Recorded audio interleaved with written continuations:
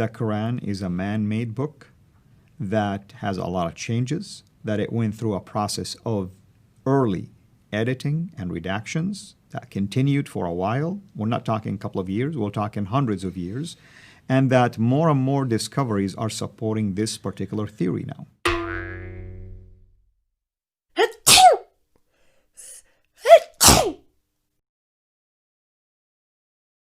So my hope to you as a Muslim who's been watching this, come home to the Father through the Word that He sent to become flesh and die on a cross for your sin, so that by faith, by grace, you will be saved and you will have an assurance of eternal life. Without it, you will not be able to find the way for Jesus Himself.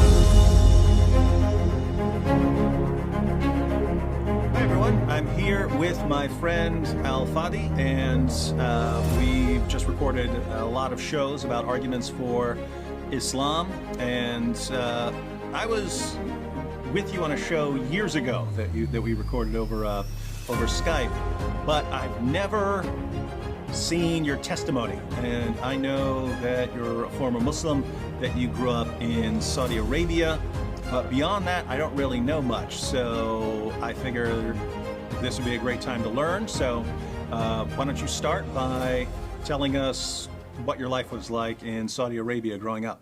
You're absolutely right. I am a former Muslim from Saudi. That's where I was born and raised. And as you know, brother, Saudi Arabia really has a special place when it comes to Islam, simply because it's the birthplace of Islam. And I just happened to be born, basically, and raised in a town near Mecca.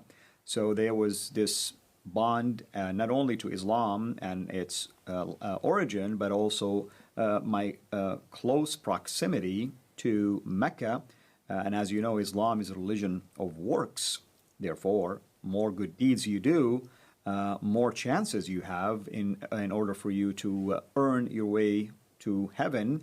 And being near Mecca, that means that I can always go and do the rituals and the things that are required of me, simply even praying in Mecca most of the time for that purpose. As I was basically growing up, I began to study more and more Islam at a deeper level.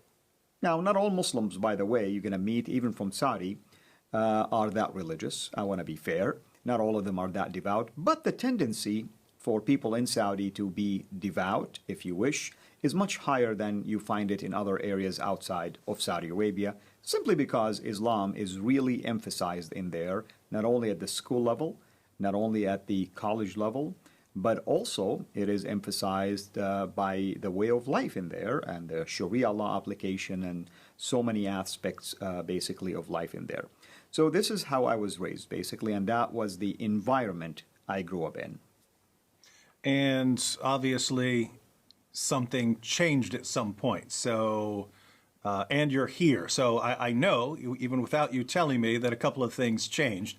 So what changed first? Did you leave Saudi Arabia first, or did you start doubting Islam while in Saudi Arabia? Well, actually, right before I left to come to basically to the West for my graduate education, I finished my college back in Saudi with the engineering degree. But the thing is this, almost before that happened, during my high school years, I was fascinated with the idea of jihad to the point that I was even seriously considering going to Afghanistan when the Soviets invaded Afghanistan. And it was people like Osama bin Laden who left, and many of the young Saudi men left also as well.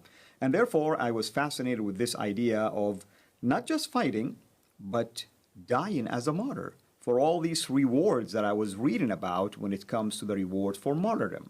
But by the grace of God, I was basically prevented from doing so, and I finished my college. And then I came to the West, and as you know, Muslims are raised to believe that all of the Western Hemisphere basically is Christian. Maybe with the exception to few that might be Jews, but technically speaking, you are born into a religion called Christianity. And this religion happened to be the one right before Islam. Therefore, it's canceled, it's obsolete. But at the same time, Christians who live in the West, they're immoral. Why? Because their Bible has been corrupted, and evidenced by the fact that they have nightclubs, have bars, and you watch, movies, and you assume that this is the culture at large as a result of this. So I came to the West with that mindset.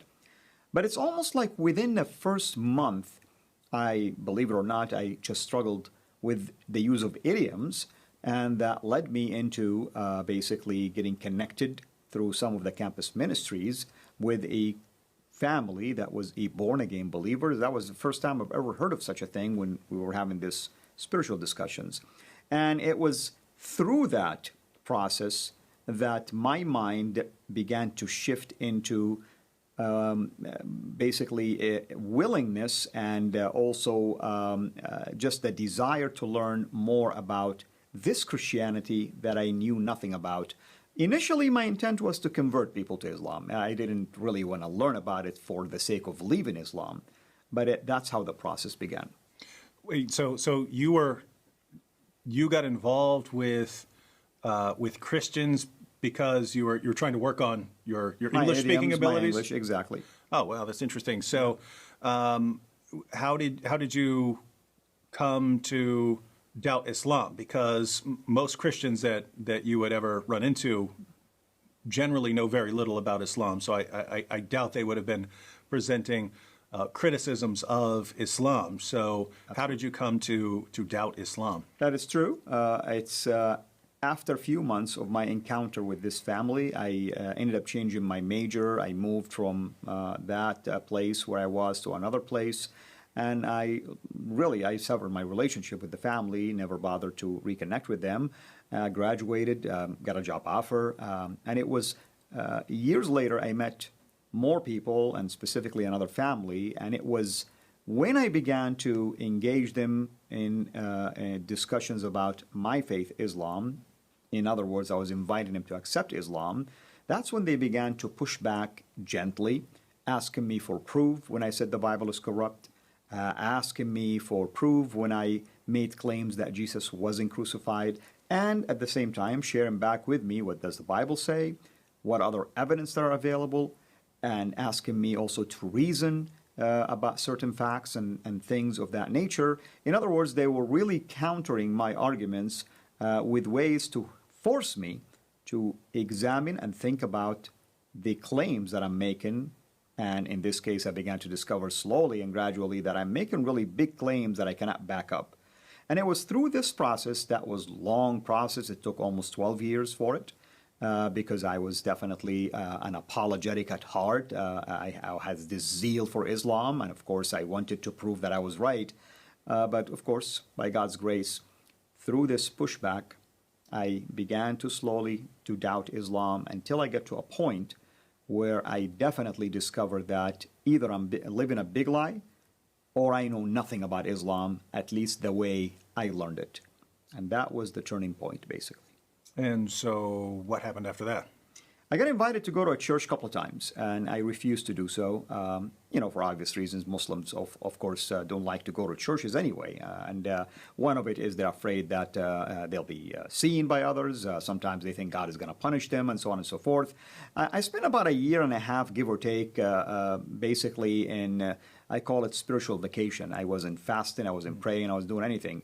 So I felt guilty, Remember, I'm religious most of my life. You don't do any of these rituals, all of a sudden you feel like there's something missing here. You're wired to be religious, but at the same time, I felt also a heavy burden almost like lifted off my shoulder.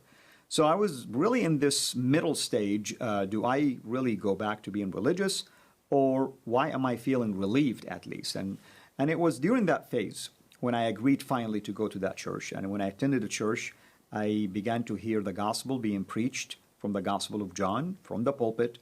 And all of a sudden, the things that I heard from that very first family 12 years earlier, and the other family, and others in between, somehow began to make more sense. Mm-hmm. The story almost began to make sense, perfect sense, actually. All of that, of course, led me to begin to question myself at a deeper level. Obviously, the Holy Spirit was convicting me already. And as a result of this, really, I felt like at some point, I'm going to have to make a decision. And then September 11 happened at the same time. And obviously, being a devout Muslim, I understood perfectly why these hijackers did what they did, of course. It's their ticket to heaven. That's the way they were thinking about it. At some point in my life, I wanted to die as a martyr. But the devastation of that act was being laid out before my eyes, and I began to see what I myself could have done as well years earlier to others, innocent people, innocent lives. And I began to really ask myself, why would God allow for things like this to happen for the purpose of few just to go to heaven, if he is really a God that I thought to be the God of peace, and my religion is a religion of peace? And to top that, that very weekend, I attended the same church, and they preached from the Gospel of Matthew about loving your enemies and praying for those who persecuted you. And that was a very powerful passage, because I reminded myself that if the God of the Bible is the God of the Quran, then something drastically happened to this God, that he changed his mind about loving your enemies 600 years before the coming of Muhammad, and all of a sudden now it is a command to hate and fight them. We have to back up a second because I'm a little confused. Because on the one hand, you seem like you understand that Islam promotes jihad and martyrdom. But on the other hand, you were saying that Islam is a religion of peace. So is it something like the jihad is right because you're ultimately striving for peace and the good of the Islamic community, or something? Like, I can imagine if you're the fighting in Afghanistan, that right. These are Russian invaders, and so you're martyring yourself to stop the invaders or something like that. No, that's a very good question. Before I reached that point of confusion, of course, certainly I would look at Islam as a religion of peace from a different perspective. Religion of peace in terms of spreading Islam, and that will be the only way to enforce peace.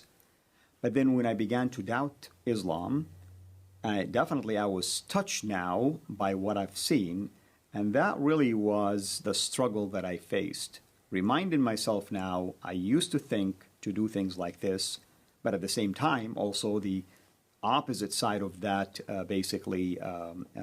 belief is that also it's a religion of peace. So how can this be peace? Mm-hmm. Because now I'm witnessing it by myself. And of course, that was a major event, as you know, globally. And that was a turning point, of course, in terms of people understanding about Islam and its teaching in relationship to jihad. And I've already been heard hearing the gospel, and obviously the Holy Spirit was doing his work already in convicting me. So it's the softness inside of me that allow me to, for the first time, to begin to examine things that in the past I accepted, but now it looked totally different to me. And so what was the sort of last straw? The last straw was, certainly it was very important for me to hear that passage being preached. I continued to come to that church for probably another 2 months or so, but a couple of times during those services, they would call people to the altar, of course, and if they want to accept Christ. I almost felt one time tempted to do this. I didn't know what was forcing me to think that way, but I kept denying my internal, basically, desires to follow along. But it came to a point where I really wasn't able at all to keep resisting. In fact, it was coupled also by seeing some sort of a dream. Typically people, especially Muslim people, are afraid of the idea of death for two reasons. Death means there is a possibility of punishment in the grave. But most importantly, you don't know really if you're going to end up making it to heaven or not. I mean, you still want to keep doing your good deeds. And the dream that I was getting actually was strange, that I died, and I'm standing before the throne of God, and he's asking me one question: why have you rejected my son? And that was a question I didn't know the answer to, yet at the same time I was already attending the church, and I'm hearing about the son already, and I've seen people accepting the son. And when I've seen this dream a couple of times happening almost within the span of these 2 months, it really terrified me. It's almost like I began to think about death. What's going to happen now if I truly die? What is basically the right path? Is it Islam, or is it what I'm hearing? And it's just by the grace of God that I finally came to my senses, and I realized that I must make that decision to follow Christ. And it wasn't an easy decision, of course, but there we are. And so what happened afterwards?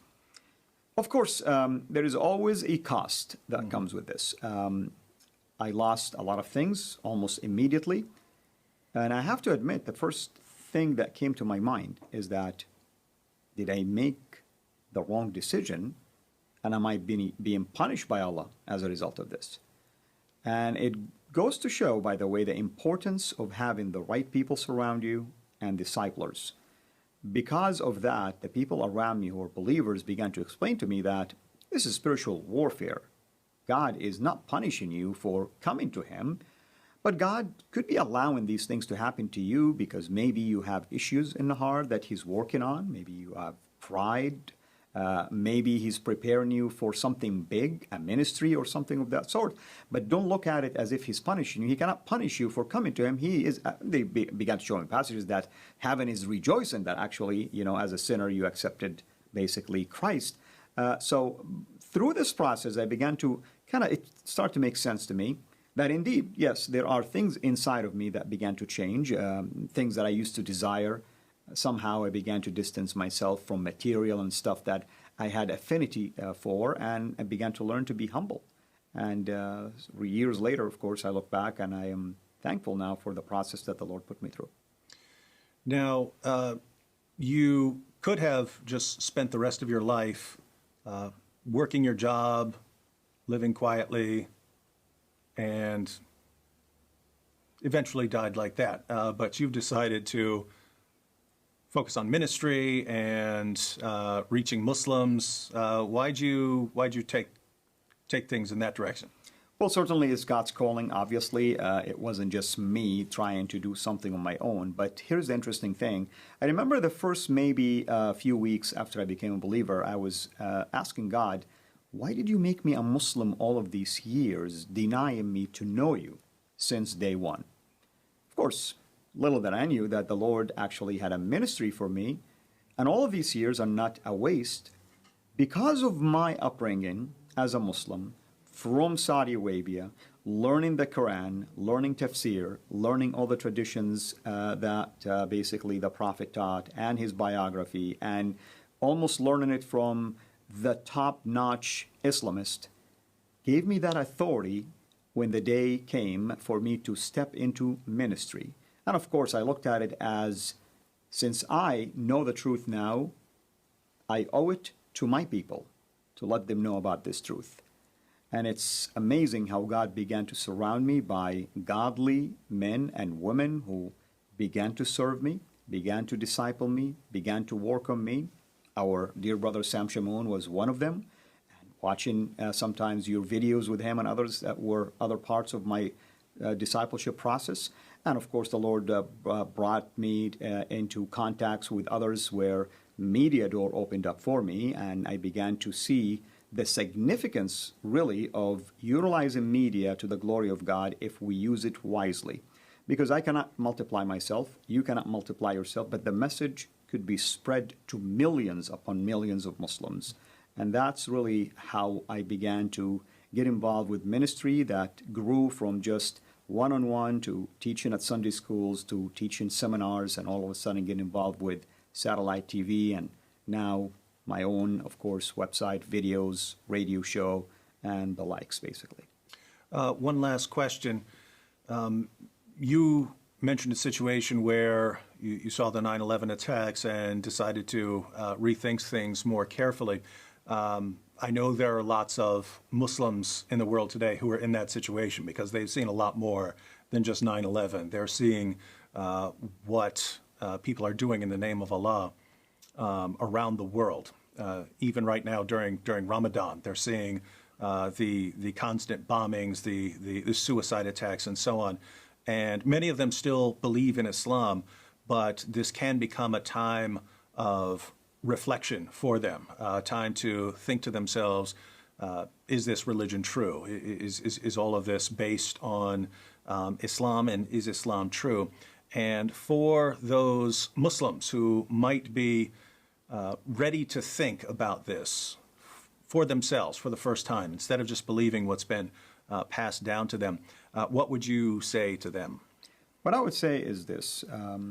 They are certainly fortunate today because in my days we didn't have Google, we didn't have internet, at least as powerful as we have today. Things have developed ever since. Of course, Google came into the equation later in my search, of course. They have access to many, basically, resources online at the privacy of their own home and places. I encourage them to go and examine all evidence available related not only just to Christ and the Bible, but also examine the falsehood, I should say, and the teachings of Islam in contrast to the teaching of the Bible and Christ, and ask themselves this question: what they are witnessing firsthand right now, whether at least themselves, their immediate family, friends, or maybe just what they're watching globally taking place, unfolding right before our eyes, does that make sense? That a religion that everyone think is a religion of peace would cause such chaos globally, and since September 11, this chaos continues to intensify to where we are today. Almost every region in the world has been impacted by it. Can truly the God who revealed Islam to be the religion of peace be the same God who is also causing all of this chaos? You see, you cannot pick and choose what the Quran teaches or what the Prophet teaches, because ISIS can justify their actions just like people who wants to claim that Islam is a religion of peace can justify their actions. So one side has to be right and one side has to be wrong. And the fact that you have contradictions from within, this should cause them to examine Islam at a deeper level, utilizing all of these resources that are available for them, which I did not have in my days. Well, thank you, brother. And to everyone out there who would like to learn more, you can look at the links in the description box. That'll take you to Al-Fadi's YouTube channel, to many more videos by him, and to more details about his background and story.